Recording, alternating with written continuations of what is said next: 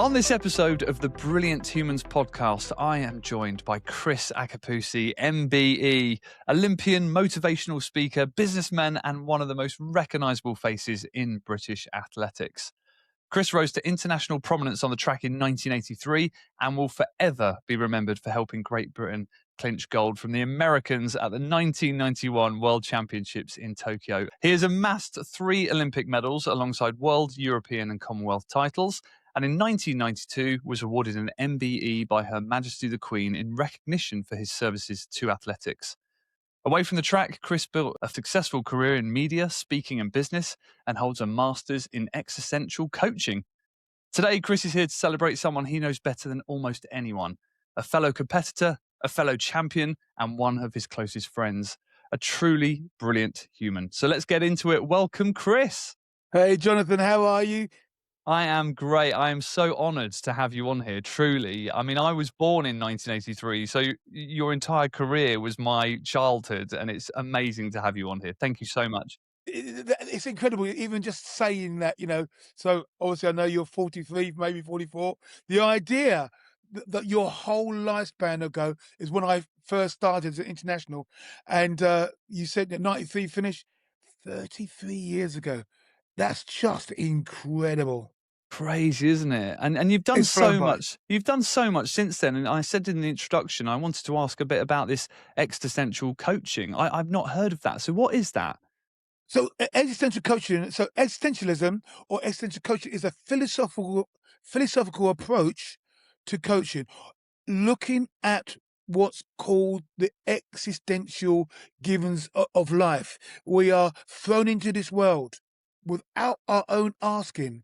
We find ourselves in a culture with people we do not know. Our first people, of course, is our mother and our close families, and then extended the community. And we then work ourselves out in relationship to the people we find ourselves here with. We are speaking English because we were immersed in an English culture, and that will affect the way we see the world, what we believe. Yeah. And so when you're coaching people, you've got to take on their particular perspective and help them in the here and now for their preferred and better future. I love that. I'm going to really think about that after this. And actually, it kind of links with the brilliant human you're going to talk about today, because you were both thrown into a situation and came from quite different backgrounds. So come on, let's get into it. Tell us who is your brilliant human and how did you first meet them? So my brilliant human is Roger, Pretty Boy Black. uh, I met Roger in 1985.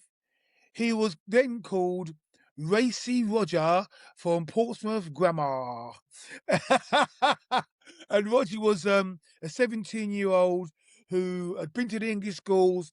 His main sport was rugby, and he was studying to be a doctor. So Roger was supposed to, sorry, I've got to, Roger's a lovely, lovely lad, but he's from the other side of town. Roger's father's a doctor. He was a sort of upper middle class lad, went to public school, just a completely different mindset from my own. I'm a working class boy. I was brought up in a children's home. I joined the army at 16. That's how I got into my athletics, by meeting a guy called Simon McKenzie. And by the time I met Roger, I'd already been an international athlete for 2 or 3 years. And Roger was this green, fresh-faced lad. I remember him coming to the track. He had his white dats on, baggy trousers, a Depeche Mode shirt on, his granddad jumper. And he had the temerity to come to our track. And I say our track, there's a guy called Todd Bennett, who was the European and world indoor record holder and European indoor champion. And he came to our track to train with us because he'd watched us the previous year at the Olympic Games. And, well, he's the independent schools champion. And he thought, well, why didn't I go and train with the Olympians? I mean, he was studying for his to become a doctor, and I think he had to resit one of the exams. So in the meantime, he comes and trains with us. We laughed our heads off when we saw Roger, because Roger was just like, I mean, he was a very big kid, but a very young kid. And fresh face, very eager. And we said to him, well, okay, tell you what, you need to get changed, but come back on Thursday. And there's a place called Thornhill, massive hill in Southampton. And we took him up this hill. And what we thought was that we were going to really burn him up. We were really going to tear him a new one. Yeah. All right. So Roger comes along, and we're running up these hills at Thornhill. 1, 2, 5, 8 reps. And we're trying to burn him off. And he was hanging with us. And we've just come back from the Olympics, and Roger is hanging with us. Okay, mate, you're the real McCoy. I tell you what, he joined us then for the rest of that year. And at the end of that year, he was the European junior champion. And the following year, Commonwealth and European champion as a senior. And the kid, he was only, when I say kid, I mean, I'm not being derogatory to Roger, but he was under 20. Yeah. And he was just this awesome, gifted, talented athlete. He had his challenges, sort of anatomically, he had his challenges, but he had such a grit and determination, eager to learn. I remember teaching him, putting his blocks in the indoors in 1986. That's it, 86, early indoors, before he became Commonwealth and European champion. And he won the 3 years championships, first race indoors. I mean, it's just dripping off the tongue, and it just sounds so easy. But these were just, I mean, you know, I'd run well, 4 or 5 years, and I hadn't won anything indoors. Roger, he's a big lad. Bam, so talented. And one of the stories, I mean, sorry, Jonathan, but one of No, the but stories this I is like to tell, great. yeah, one of the stories I like to tell with Roger is that at that time there was a mindset issue in Team GB, because we looked up to our sort of superstar champions. Daley Thompson, Olympic and world decathlon champion; Steve Cram, 1500-meter world champion; Steve Ovett and Sebastian Coe, 800 and 1500 Olympic champion, double Olympic champions at both events. Tessa Sanderson, Fatima Whitbread, they were they were also world champions. And these guys, we looked up to them to win as individuals. But for most of us, our raison d'etre, our reason for being, was just to get on the plane, just to belong to Team GB, just to get the uniform, wear the badge, you go to an event, and you were so proud to be a team member that you lost the idea that we could be winners too. You know, if you made a final, you were celebrating, yeah, I made the final. Well, Roger comes along, and he trains with us for the rest of that year.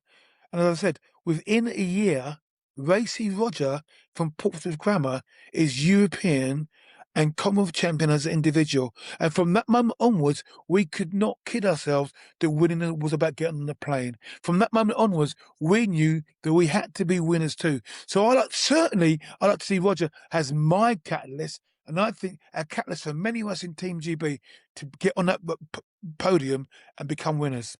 Wow. I mean, that's a pretty big statement, isn't it? Because I just want to step back a little bit, because you said it, we sort of talked about it in the intro, and look, Roger talks about this himself, doesn't he? He talks about the fact he was a grammar boy, still, grammar school boy, and he was training to be a doctor, and his dad was a doctor.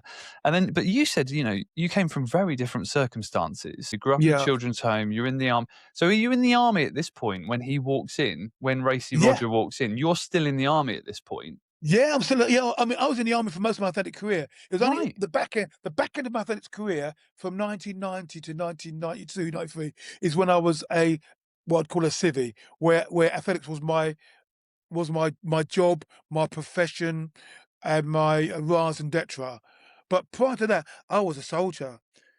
I mean, the army was vitally important for me. I was 10 shoots to the wind. I was a naughty boy at school. I left school with no qualifications, and the army gave me structure. It taught me discipline, dedication, commitment, hard work to to focus on what your dreams were. As then, when I joined the army, I just wanted safety, security, the place to belong. I was petrified of going into the big bad world. But by the time I got into athletics, all of a sudden, that ethos, commitment, dedication, hard work, discipline, focus, still being good for athletics. But what the army does, it makes you a team player. It just makes you want to be part of the family. And at that time, I needed a family. What happened to Roger and why he's my brilliant human is because actually the mindset where he come from, you can be a winner. You know, it didn't cross his mind he couldn't be in our group. It didn't cross his mind that he had no right, divine right, to be in an Olympic training group. Yeah, of course I can be in an Olympic training group. And when he got into the Olympic training group and the Team GB, it didn't cross his mind that he couldn't be a world champion, European champion, Commonwealth. Now, now of course, he is that now. You know, and we all became champions. But it was such a big leap to believe you could be the best in the world. That's other people's work. But Roger busted that paradigm for me. And I want to say for many of us, because if you ask people, the 80s, 90s, and 90s was the glory period of British athletics. And I want to say the Rogers mindset went a long way to that happening. Wow. Okay. Yeah. I mean, and I would agree. I mean, I think back to those days, and you listed off some, titans of the sport. But equally, then when you were around, you, Roger, John Regis, Steve Backley, Yeah, Jonathan Edwards, Sally Sally Gunnell, Gunnell, Jonathan Kelly Edwards, Linford Holmes, Christie. I mean, Linford Christie, yeah. and you can just rattle those names off again. Whereas I think now, yeah, we've still got some incredible Olympians, but it wasn't the same, was it? I mean, what a great time to watch athletics. And I remember coming up to Crystal Palace actually and watching an athletics meet as a kid, and it was just one of the best days out of my life. I still remember it. Yeah. But so you and Roger meet, and I've heard him speaking as well, and you said he's one of your best friends. What Yes. was it then about two people from completely different sides of the coin that just clicked? What was it that, as well as the mindset in Roger, what was so Yeah. brilliant about him that you thought, you know what, he's going to be my friend? Yeah. I mean, Roger's very likable. He's very likable. He's a good-looking lad. He's a good-looking lad. He speaks well. He's teachable. So while he was Racy Roger from Portsmouth Grammar and was clearly talented, Roger was teachable. He was open to experience. He would listen, learn, research, learn. Dependable. When you get to that level of that of athletics, so you need to. There are times it's easy to skip training, right? But not if you've got somebody as focused and committed as Roger. So if I said if we had a training session down at Southampton at 2 o'clock in the afternoon and we're doing 5, 4, 3, 2, 1, that's 500, 400, 300, 200, 150, back up the clock. Roger's going to be there. He's not going to call up, oh, I've got a sore hamstring, or he's going to be there. And you need that buddy system. And it's in those hard moments that you get to learn about the grit of somebody, what that person is made of. Now, when you do a tough session, for example, the first few reps, if I say they're easy, don't forget, I couldn't do them now, but you've got yourself into such a condition that you can run the first 2 or 3 reps, you can do it. But where the difference that makes the difference is in the last third of the session when you get to a point when everything is screaming stop. Your heart is leaping out of your chest.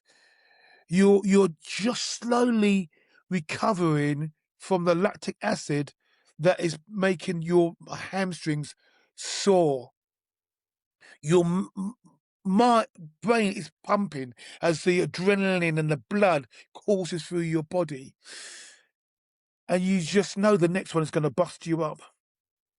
And not only is the next one going to bust you up, but you're going to recover and do the one that really counts at the end and the next rep, right? You need somebody in the trenches with you.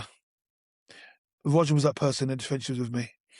And I would know, I'd count down and I'd go to the line, and Roger's going to be on Mark jockstrap. He's going to be there, and he's going to push me to run the next rep. And then on the last one, no skipping, no extra 10, 15 seconds, countdown, I'm on his jockstrap. And I'm going to push him. And I think it's those last 2 reps that sent us to different level. So you learn about somebody. And then, of course, there was, when Roger got a car, he got a serious injury. And this is towards the back end of my career. And you learn about someone again. You know, Roger had such a stellar rise like that. No, it's not, so most people like that, and then, yeah, but Roger like that, right? And then, 88, he got injured in 88, didn't he? Not even had all of that, and with that fame comes relative fortune. You know, like, I mean, I struggled to get shoe sponsorship, and I got it to the back end of my career. Roger got it like that. Roger got it like that. So all of a sudden, people want to give him cars. People want to give him money. People want him to wear their branding. This is right at the beginning, as athletics changed from amateurism to professionalism. And Roger was on that, like that. And then all of a sudden, he's injured for 18 months.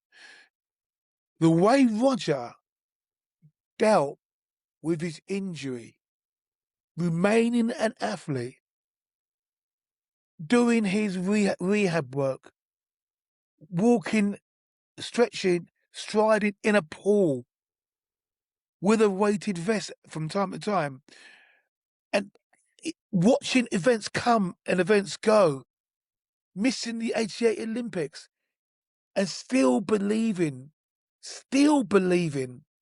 that he was going to make it, having another breakdown in 92. You can't help but, well, I can't help but love a man who you think has got a silver spoon in his mouth. No. Yeah. You get. I totally get you.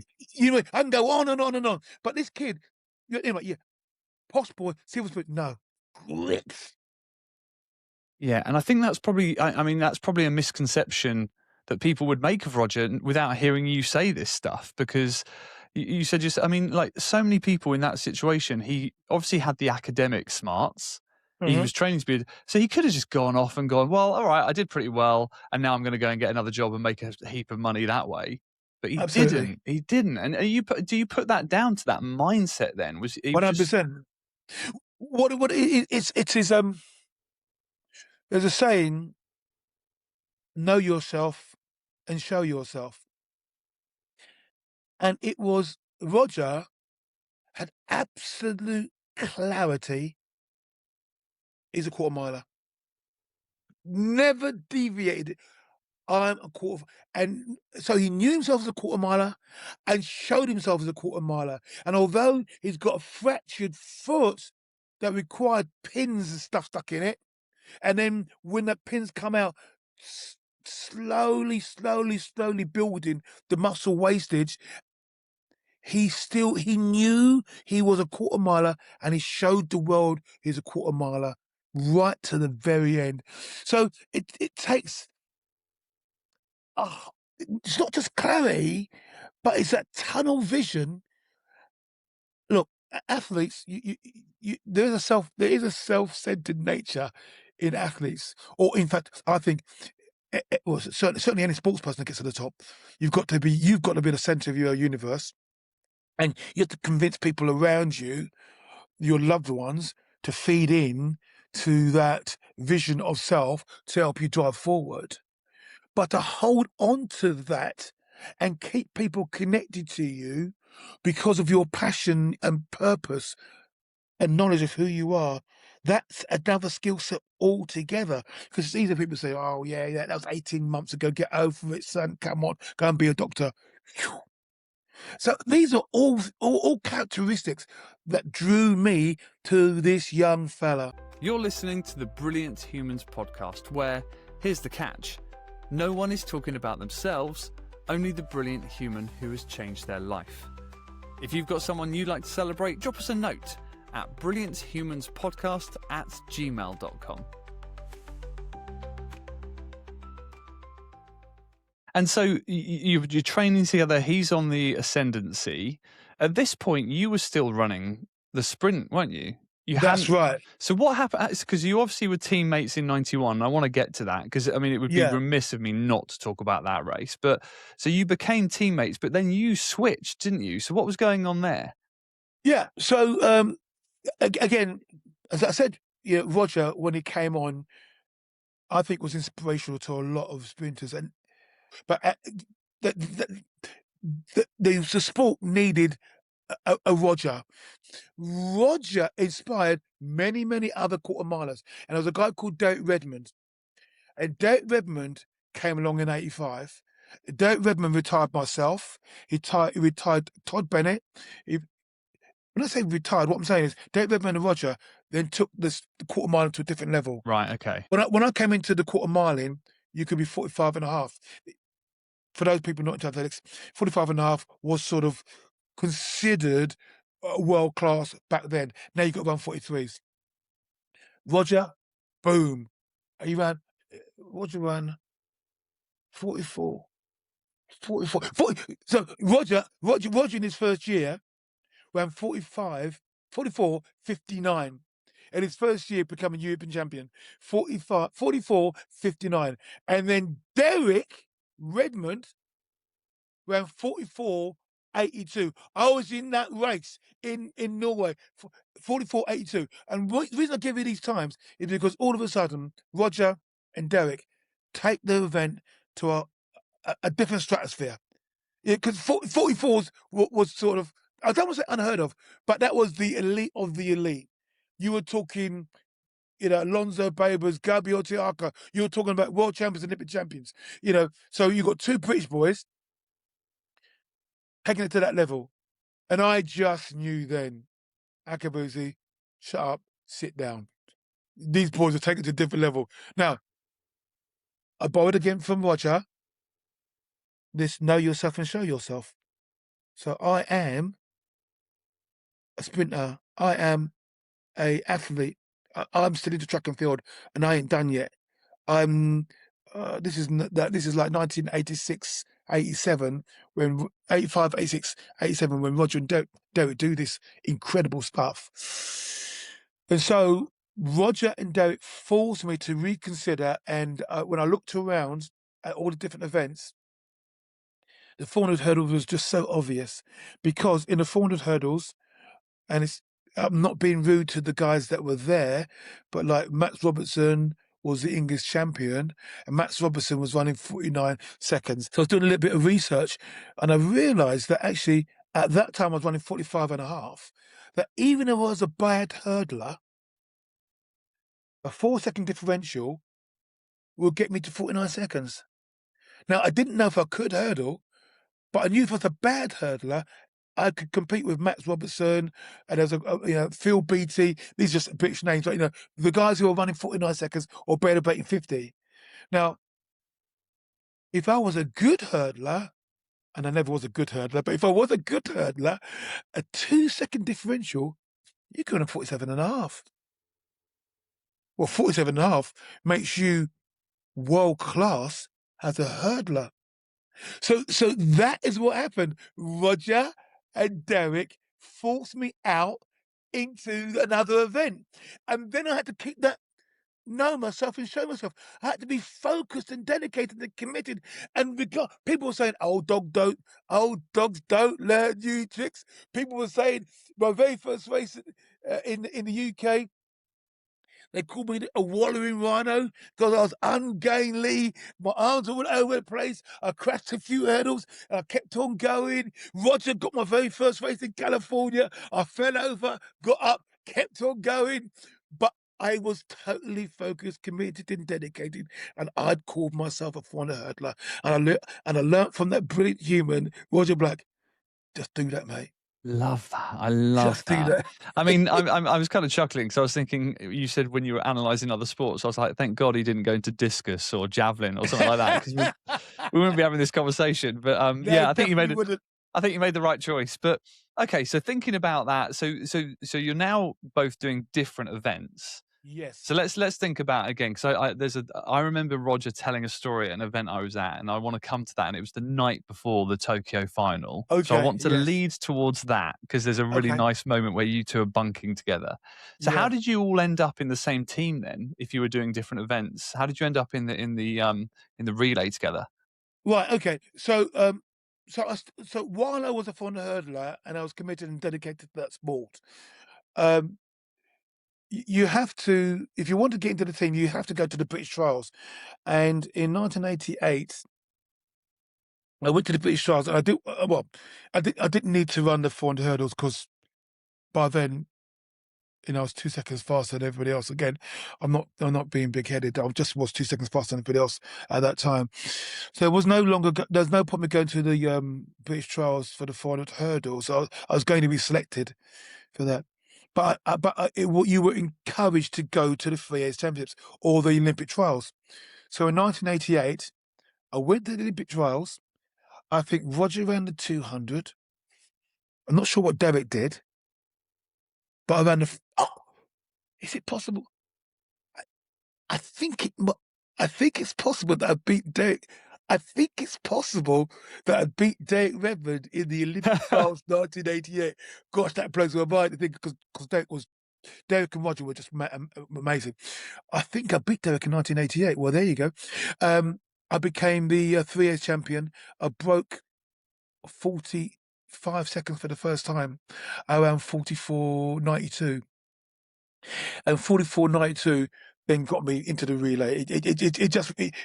So the hurdles had actually gave me the strength to run Yeah, a little bit quicker. So that was it. And so then you became part of the GB squad and the regular. I mean, in fact, I never left the GB squad, but once Roger and Derek came along, I was started to become on the periphery. But then by 88, I was back in as one of the big four. yeah. So that's what happened there. That's amazing. So, right, so we're now heading towards 1991 World Athletics Championships in Tokyo. And was it always just you and Roger were going to bunk? Like, whenever you went to meets around the Yeah. world, did you always bunk together? And was Yeah, that your yeah. choice? Yeah. Roger's the only one who could deal with my snoring. Roger's the only one who could deal with my snoring.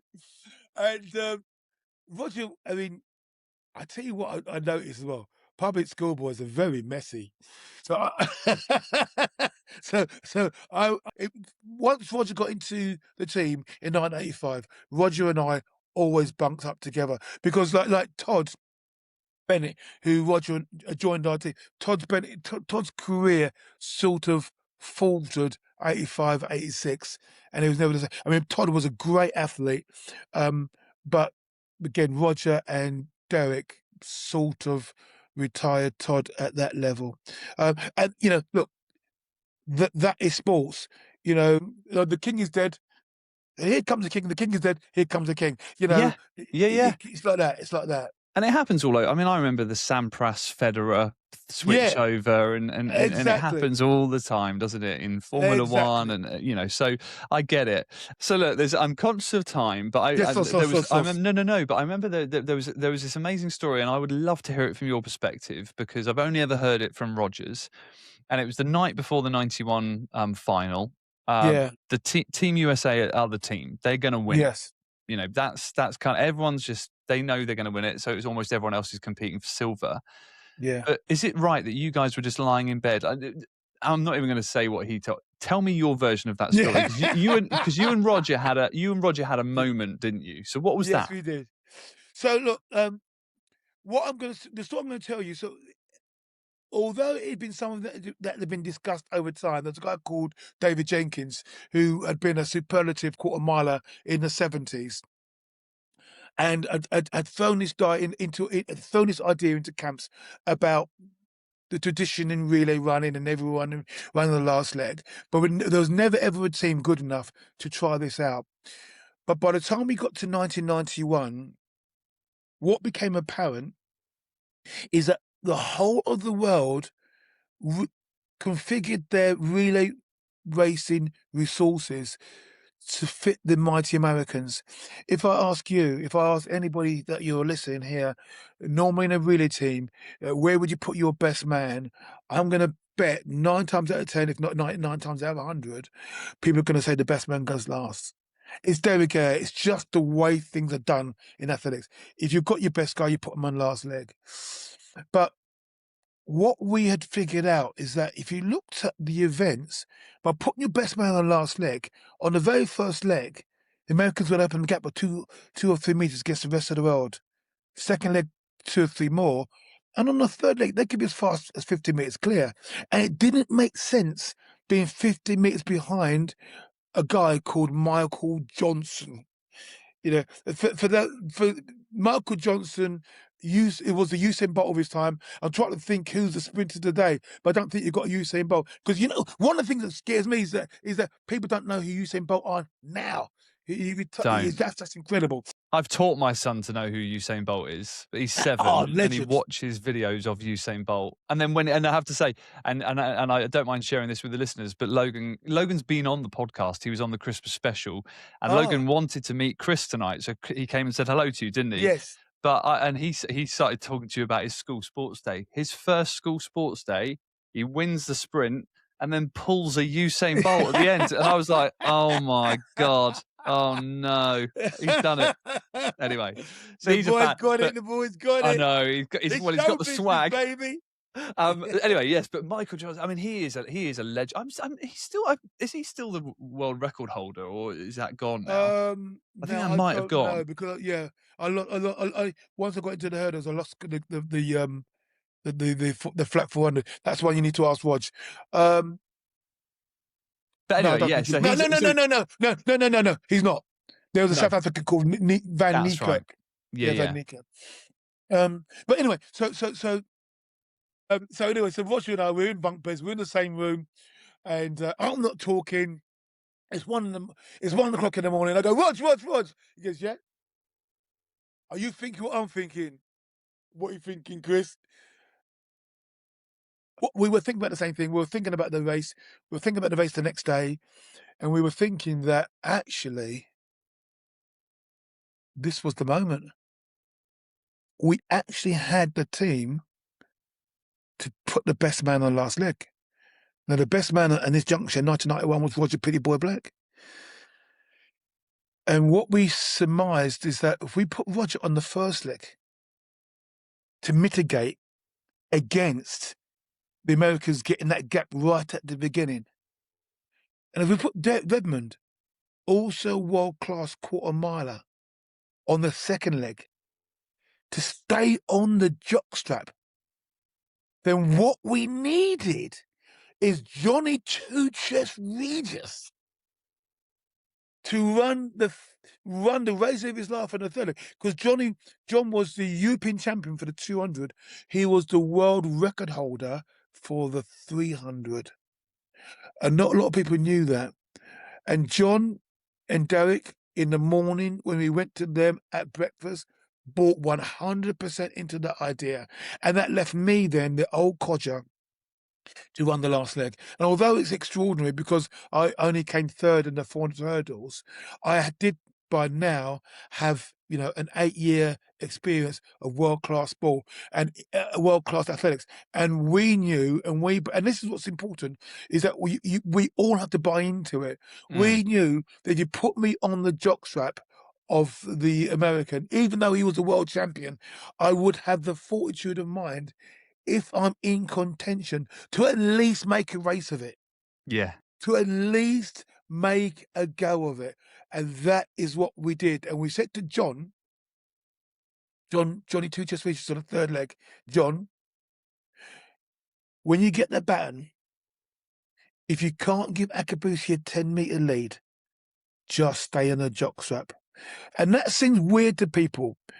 But what I mean by that, 200 meters, they're so quick. and then get carried away. They get that stick, they run around the first turn, and they blow down that back straight. They got all that speed in their legs, the adrenaline's pumping, and the brain is shutting down because it's feeding them, the blood is feeding the muscles. And then they die a death in the home straight. They catch the fridge, legs go wobbly like they're jelly, and it's all over. So we said to John, you've got to keep in contention with this guy on the third leg, and unless you are sure you can give a 10-meter lead, stay on the jockstrap, because there's something called the peloton effect. And the peloton effect means that if you stay behind the runner on the last leg, they are cutting the friction of the wind, and actually the coefficient drag factor that pulls you inside, and actually you can coast a little bit and let them do all the work. And that was what happened. It was amazing. Wow. Oh, it was just incredible. I love what Roger says. When he went out that door, he wasn't running for Team GB. He wasn't running for United Kingdom. He was running for Dirk Redmond, John Regis, and the old knacker Akabusi. And there's something about that That's granularity. amazing. That's amazing. And what a moment to have with, your best friend as well. And look, Kriss, I could talk to you. I mean, look, you're famous. You've got this huge personality. No. We could talk for hours about this stuff. And I love that you've come on to celebrate Roger because he's a really special person. And so, I love that we've celebrated him. And I Yeah. ask the same question of everyone that comes on this podcast. The last question is, what would you like to say to your brilliant human? So what would you like to say to Roger right now? Oh, what would I say to Roger right now? Well, Roger, mate, yes. What I'll say to you, Roger, is you taught me a lot. You taught me a lot about humility, commitment, dedication. But you also taught me how important it is to have someone in the trenches who is by your side in the bad times as well as the good times. It's easy to have friends in the good times. Well, but you've been a good friend in the bad times. Amazing. Oh, thank you so much, Kriss Akabusi. I mean, this is honestly a dream. I don't want to get too giddy, but this is a dream come true for me having you on this podcast. You've been amazing. Thank you for celebrating Roger, but also thank you for being a brilliant human as well, because you've inspired Yeah. so many people. Honestly, you really have. I mean, and Yeah. like I say, you've been in the public eye my entire life. So this has been a real honor, and I can't thank you enough. Bless you, Jonathan. Take care. Have a great evening. Thank you so much. Thank you for listening to the Brilliant Humans podcast. If you've got a brilliant human you'd like to celebrate, then email us at brillianthumanspodcast@gmail.com to find out how to share their story.